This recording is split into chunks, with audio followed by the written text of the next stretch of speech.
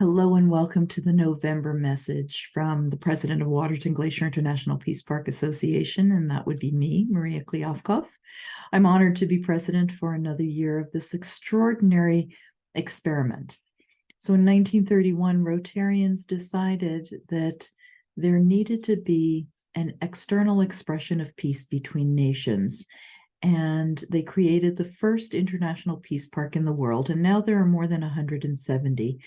However, peace is not reigning in the world right now, and all of us who turn on our television sets, we know the atrocities that are happening now, and it's not that atrocities aren't happening when it's not reported, but it's being reported so consistently now, and it seems to be escalating right now on so many different fronts.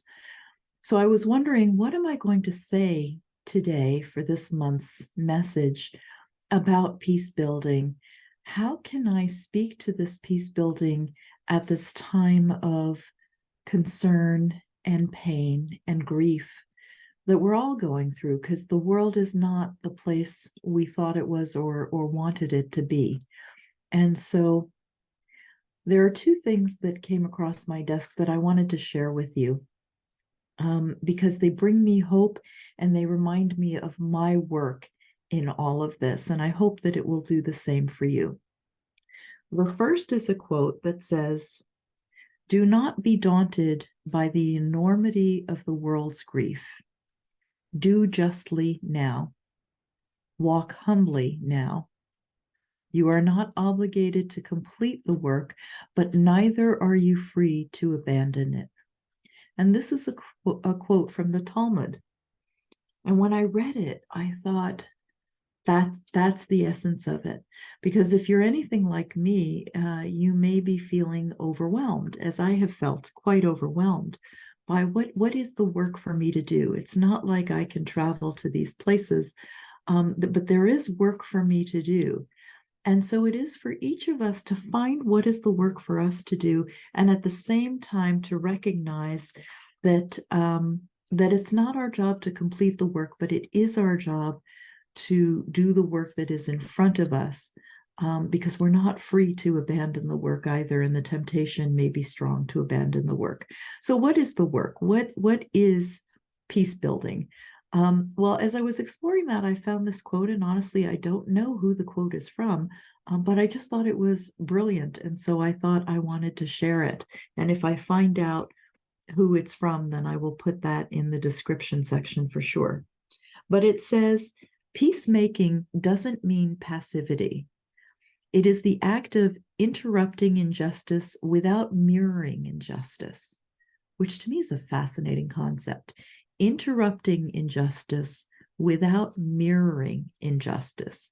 The act of disarming evil without destroying the evildoer. The act of finding a third way that is neither fight nor flight, but the careful, arduous pursuit of reconciliation and justice.